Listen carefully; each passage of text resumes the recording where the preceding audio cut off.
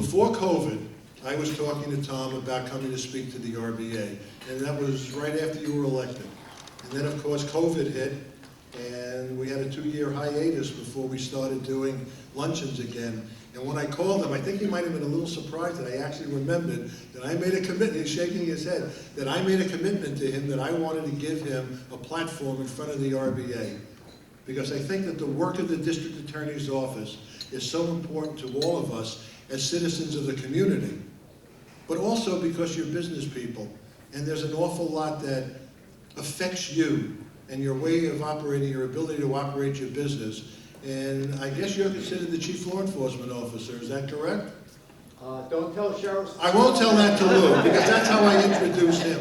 But I'll say that you guys are both up there, the District Attorney and the Sheriff. And by the way, we'll have Lou Falco back again soon. Lou has always been a tremendous presenter here at the RBA. But today I want to introduce you to a gentleman whom I have a great deal of regard and a great deal of respect for the work that he does in his department. So folks, our District Attorney, Tom Walsh. Be careful, you're Thank you, sir.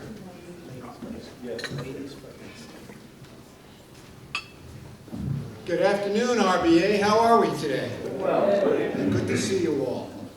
Well, I want to thank RBA for having me today. I want to thank Al for his kind introduction. It's a pleasure to be here. I see some friendly faces. But before we get into the business of pragmatic prosecutions, just a little personal tale, because I saw my good friend Harold Peterson on the way in sitting at his table. It reminds me that, you know, I grew up in Congers, maybe 4 miles from here, and there was a country club that provided employment, and it was Delwood Country Club. So I can honestly tell you, decades and decades ago, I was involved in business. Just before my 14th birthday, I actually got my first paycheck. So I've been working ever since. And one of the things I did, I worked at the pool stand. Is it still there? I haven't been back. Did it actually have a pool stand? Yes. Okay, well, that's where I worked. And I gave out the hot dogs and soda. So if you ever hear that Tom Walsh was a jerk, it's true. I was a soda jerk for 8 years during my high school and college days. And the other thing, you know, I had an interesting career. I spent a total of about 35 or 36 years as a part-time and full-time judge. Back in the days at the Delwood Country Club, I actually knew more judges by the first name when I was 15 and 16 than I do to this day. A little personal history.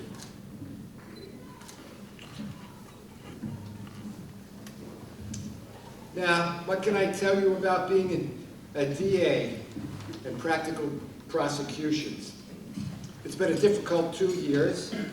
Some of you may understand or remember what it was when I started in January 1st, 2022, but let me just give you a couple ideas about the challenges that we face. Very sadly, just before I started, we had the machete massacre in Muncie. We had tremendous rise in homicides. We had bail reform, criminal justice reform, and all of those were in the mix. But on top of that, before my 60 days in office were up, we had COVID. So that required me to make some changes in how we were going to deal with criminal justice in Rockland County. Now, some of my staff say, as a weatherman would have called it, we really faced the northeaster when I started. So we're trying to develop new policies to combat crime, and always we have to stay within the lane, the guidelines provided by us, by the parameters of criminal justice reform and bail reform, of which I have some concerns about, but that will be for another day.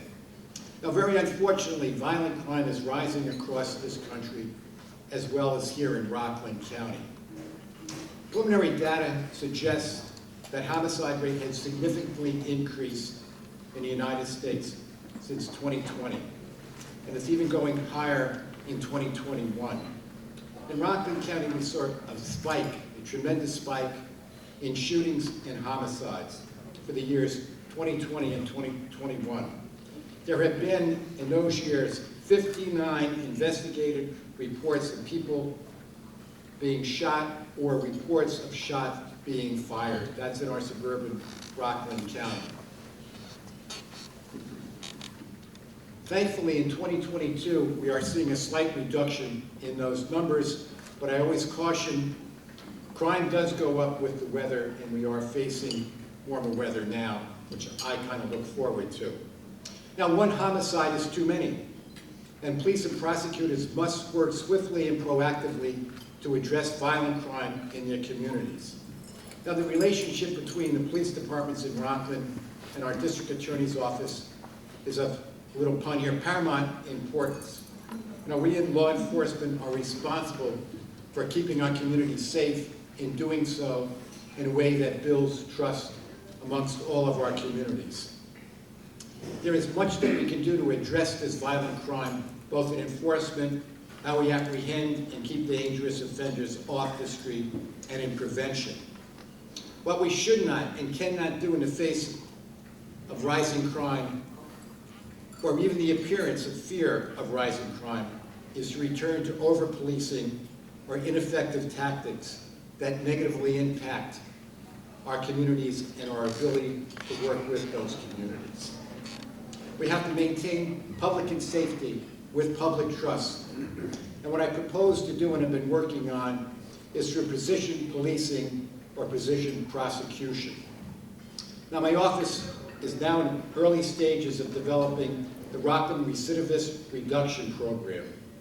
The concept starts from the premise that a very small number of people commit most of the community's violent crimes. Simply those committing those crimes do so in a relatively small geographical area. This making it possible for law enforcement to recognize hotspots of criminal activity. This premise is supported by data. Research shows that 5 to 8% of the population is responsible for about 75% of the overall crime.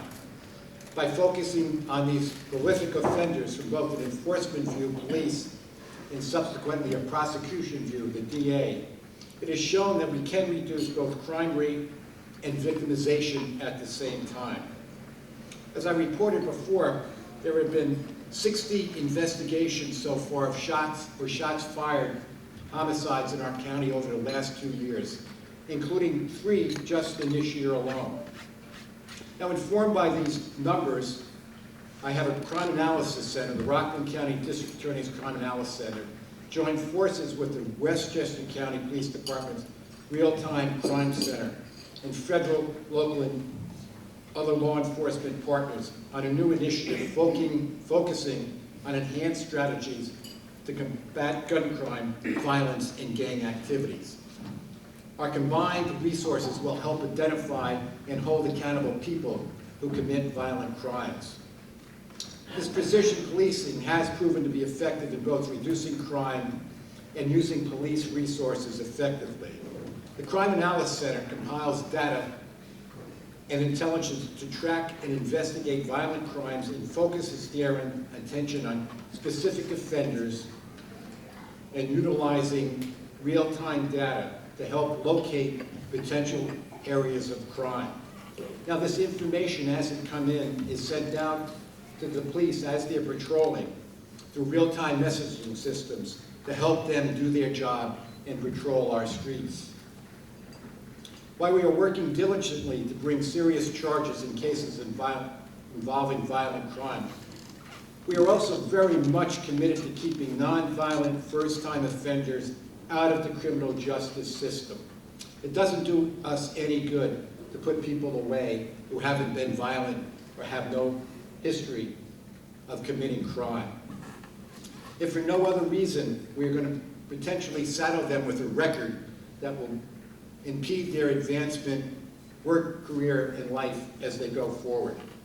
Now, one of my many campaign promises, and I hope I've kept them, is I must have a gentle hand to help those who may have started to go down the wrong path but at the same time, we must have a firm hand for those who blatantly violate our laws.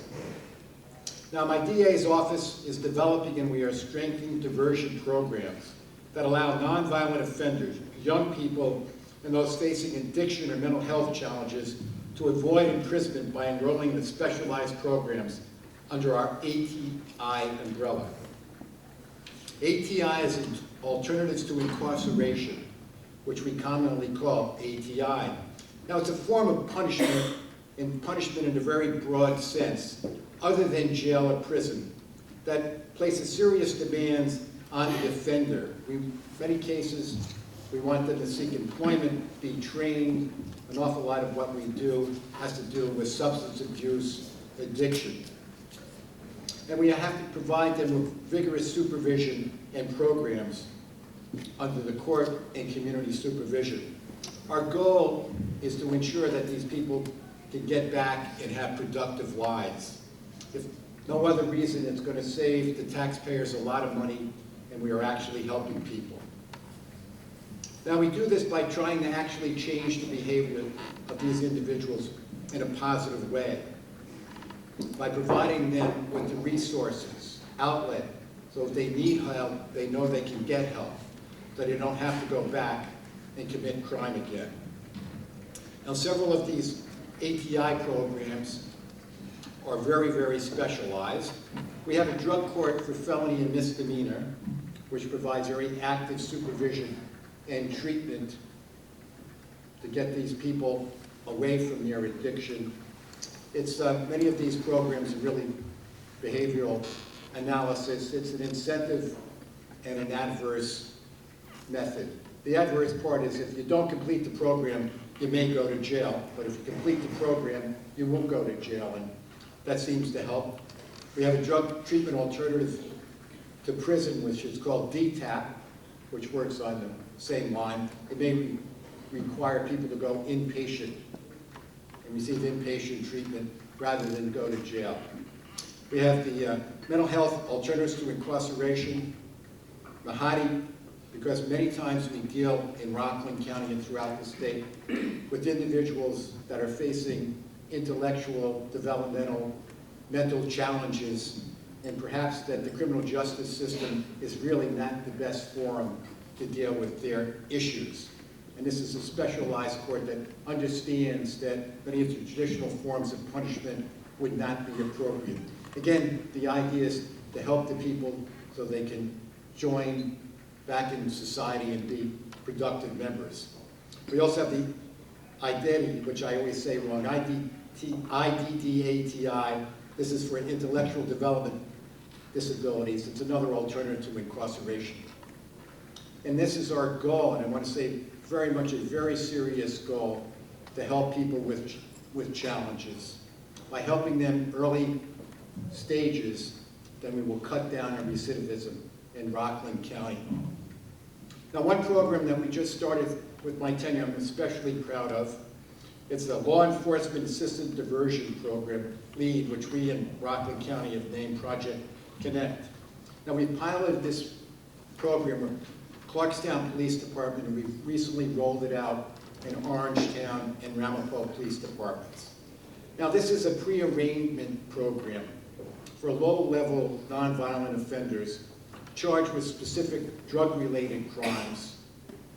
And it could be possession or crimes that indicate that you're trying to get money somehow for drugs.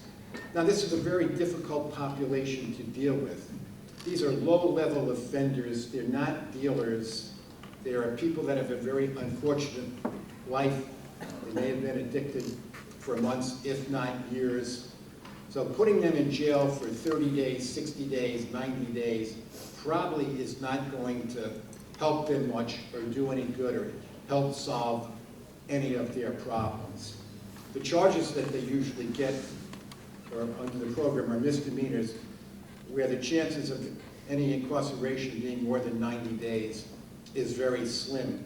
So what we're saying to these people, and they are screened by a policeman, if they meet the criteria, please go out, use this as an opportunity to take a meaningful step to improve your life. Do something to get your life back on track.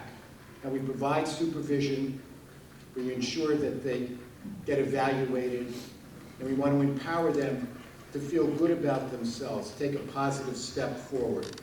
If they do, then we will dismiss the charge and they won't be arraigned. If not, and there is the stick approach, they will be prosecuted for the offense. We believe it's been very successful so far, and it hopes that it will deal with this population that it's just difficult to deal with because they are somewhat resistant to getting into treatment.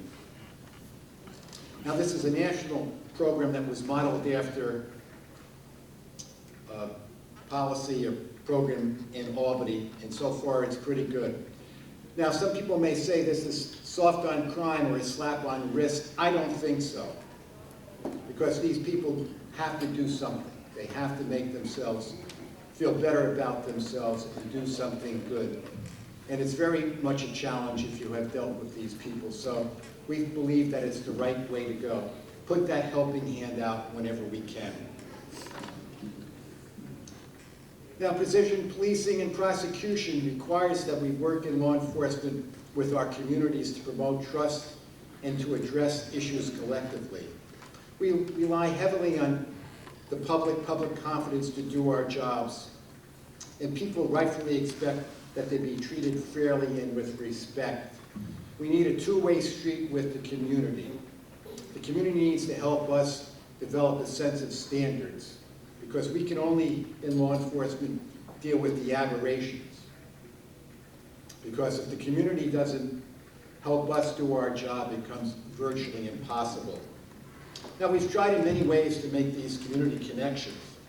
Now, one of the things that I'm very proud of that we've been developing and expanding is the Rockland County DA's anonymous tip line called 411. Now, this allows people to send anonymous tips via email, text to our Crime Analysis Center. You know, cell phones have changed the world for better or worse. They're just a part of everybody's life. So now we have a way for any resident who has a smartphone, tablet, computer, the ability to send a tip to the DA's office. Then we identify the appropriate police agency, send the information out for their action. And there are parts of Rockland County where people are actually fearful of being able to report crime. They don't want their name out there. So we think that this is a very good avenue to permit people to address issues that they see in their community without any fear for retribution. Also, I can tell you this, you'd be surprised, or maybe not surprised, the amount of video and photos that we see. Everybody loves to take a picture with their cell phone. Now, one of the things and I'll get into a little later at the end, we have packets for you, one of which will describe how you can use Tip 11. And please, would you spread the word to everybody that you can, that this resource is available to help law enforcement. Now, another tool that we're using is LPRs, license plate readers. I don't know if you ever noticed as you drive around, if you look up on the telephone poles, you see a big pole that sticks out with a camera. Many times that's a license plate reader. Now, what it does is that as the car drives by, it captures the license plate, and many times the whole vehicle. It depends upon which system is being used. The more modern systems have a greater capability. And what it can do is that we can track down through the plate number who owns the car. And sometimes I saw one system that you can say a late model sedan, Chevy that had a cracked windshield in the left front windshield. Well, that program can be so sophisticated now that if you give it a time frame, it can report the number of Chevy sedans of a certain year that had a cracked front windshield.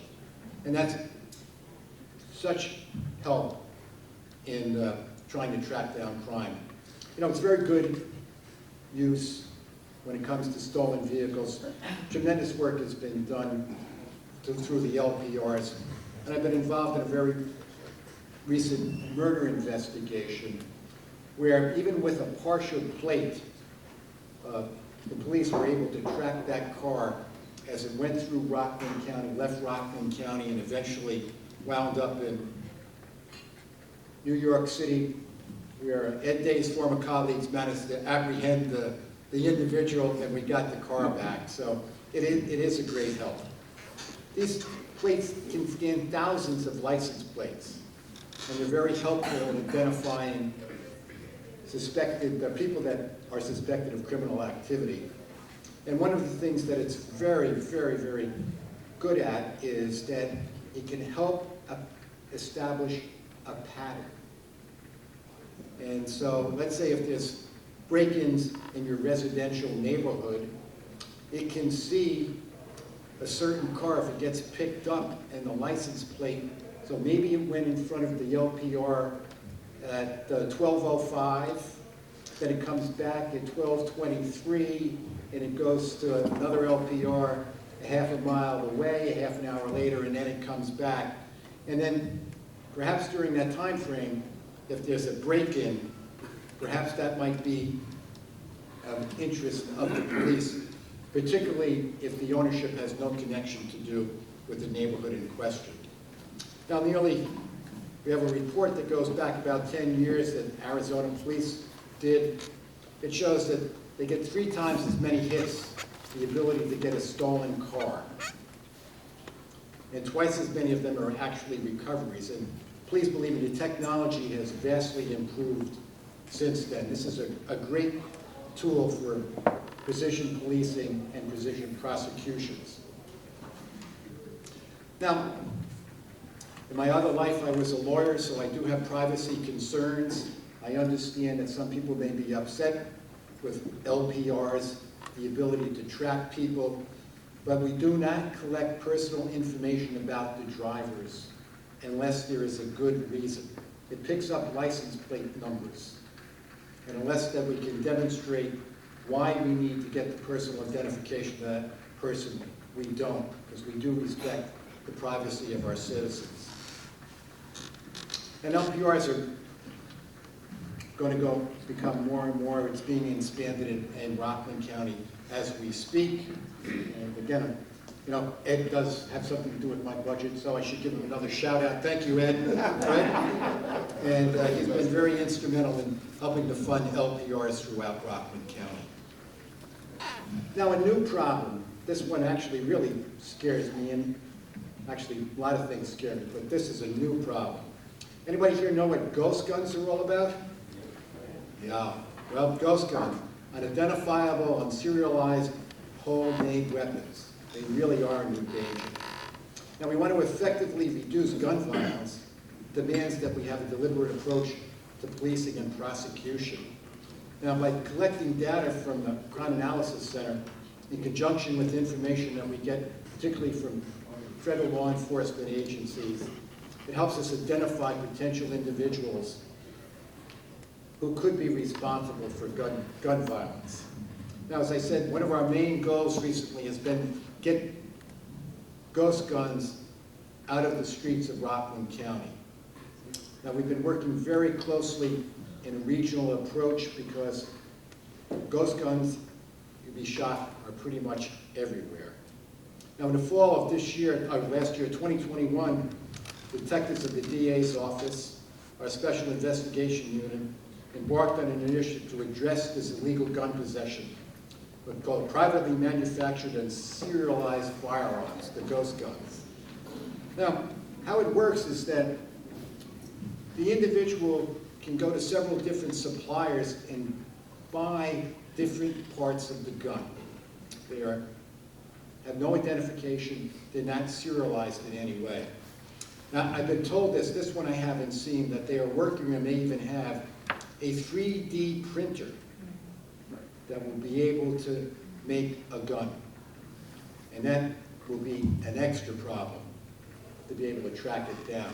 We do have some ability to ascertain who are getting parts. And part of it is if you get 12 frames and 8 barrels and so many triggers, perhaps you might be assembling a legal firearm. And these guns pose an extra problem because there is no background check on the ownership. If a lawful citizen wants to go get a pistol permit and buy a firearm, they have to be checked out. There's no safeguards with a ghost gun. Now, another thing I found a little alarming when I actually saw this, you can go on YouTube. You can find out how to build your ghost gun. And I'm a bit of a klutz, so I'm not sure I could do it. But I think if you have any reasonable mechanical skill, you'll be able to put your very own ghost gun together. And I saw one demonstration that the manufacturer actually, they give you like a plastic piece, and it tells you where to put the parts together, and actually shows you where you should put the screws in and how you should assemble the gun. So it's not too hard to make a fully functional handgun that has no history, it has no memory, it has no record. This is a serious, serious problem. Albany has new legislation, I believe, that will be effective at the end of April that will make possession of some of the parts without any identification on them a crime. I don't think it's enough because there's a lot of these ghost guns that are floating around already, but it's a very, very good start. Now, as I said, we work with federal law enforcement, particularly with the Westchester Crime Center, our partners in Rockland County and other counties.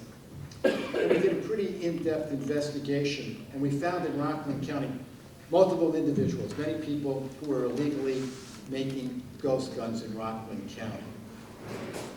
Now, as I mentioned before, in the end of last year, we had what they call a takedown operation, which resulted in 4 arrests and 14 illegally possessed firearms that we took out of Rockland County. We took them off the street.